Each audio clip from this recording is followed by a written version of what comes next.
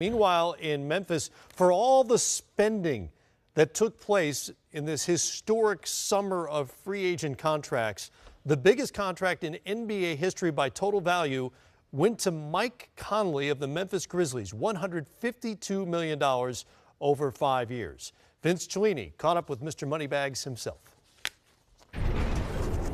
Well, last year the theme with the Memphis Grizzlies is show up at the arena, FedEx Forum, and meet new people. And Mike Conley got that experience firsthand. Mike, it was interesting. You dressed a record 28 different players. And I'd like you to be honest here. Were there times when you did not know who a guy was? Were you like, hey, dude, come on, man. There had to be some moments like that. Oh, for sure. There were times where, you would look at him and just draw a blank and just wouldn't know what to say. So you just be like, hey, just kind of yell at him. But it was crazy.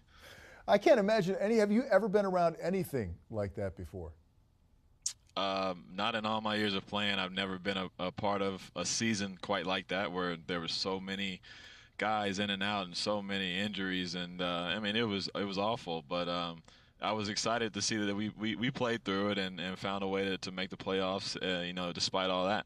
Yeah, Mike, listen, timing is everything, and congratulations on your new deal. And I know a lot has been made out of that as you join MJ and Kobe and LeBron in the 30 mil a year plus category, which is great. But my question is, how do you put that aside and not be weighed down by expectations, whether they're external or internal?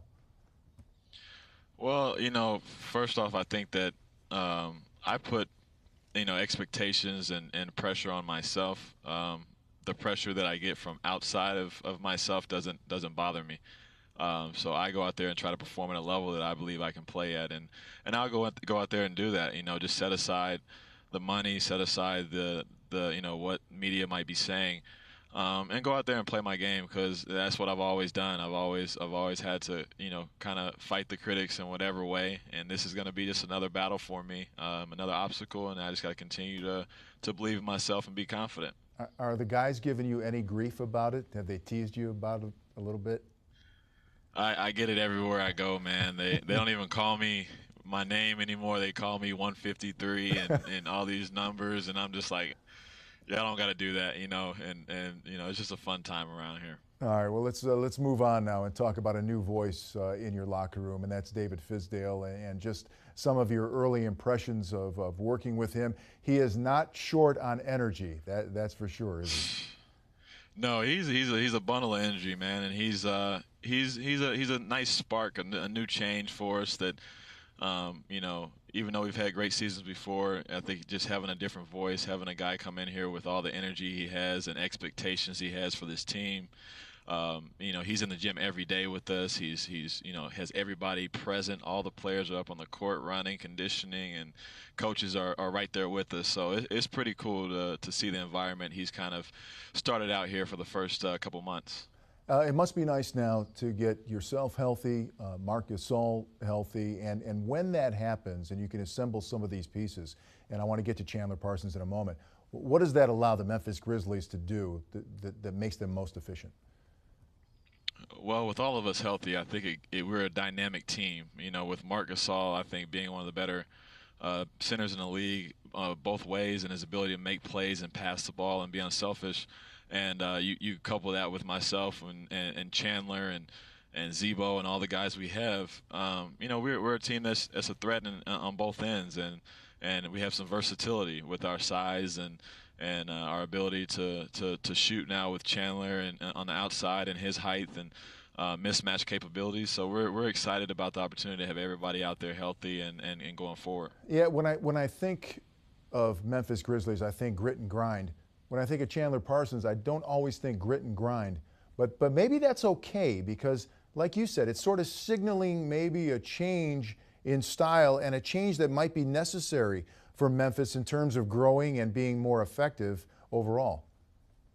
Well, yeah, I think our organization has done a good job over the last few seasons of trying to make that adjustment, that change, just ever so slightly, not just do it, remake it all in one season. And we've added guys who can play above the rim. We've added athletic young talent. We've added guys who can shoot the ball.